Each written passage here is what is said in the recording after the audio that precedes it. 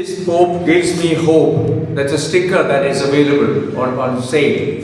This Pope gives me hope. Because we have reached a stage in which lots of people in the church had lost hope.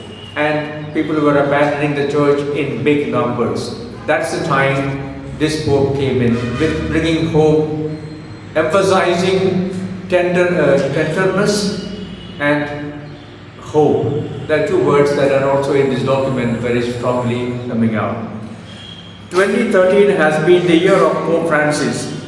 The Time magazine has declared him the Man of the Year, and the Chinese Media Forum votes Pope Francis as the key man of the year 2013.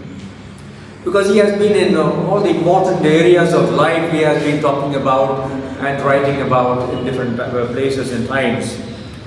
Coming from South America, with being very much in touch with the poor there, so we can see that has a tremendous impact on his life, his message and his way of life.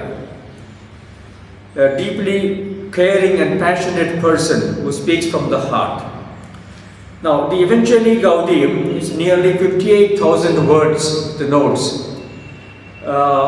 His first apostolic exhortation, he bemoans inequality, poverty and violence in the world. One of the strongest thrusts there is an attack on the economic system that we are practicing today, because that eliminates the poor, that marginalizes the poor, and the majority are in the world today in the world are poor. Therefore, that is one of the things that he comes back again and again in this document. The strongest attack of the Pope is on the free markets that defend trickle-down theories. Now, this document has an introduction and 5 chapters.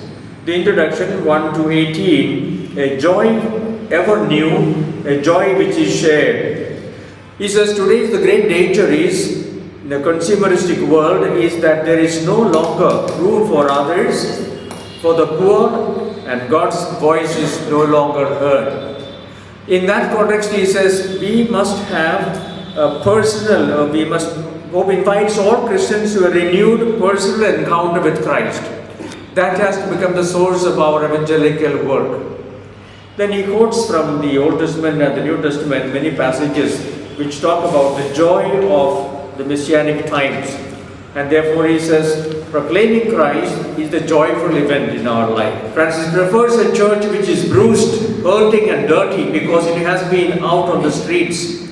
The fact that so many of our brothers and sisters do not know Christ and are not living by His life needs to disturb us. That is chapter 1. Chapter 2, amid the crisis of communal commitment. So here in this chapter he focuses on the context much more sharply.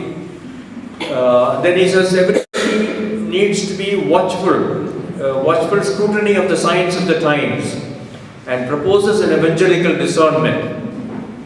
So first he speaks about certain factors which weaken our missionary impulse. Some challenges of today's world.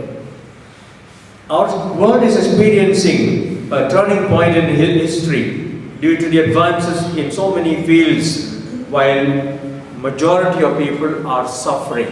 They are barely able to live. They do not have the means of livelihood. Diseases are spreading and many people are gripped by fear. Therefore, he talks about a number of no to an economy of exclusion. We have to say no to an economy of exclusion and inequality. Such an economy kills.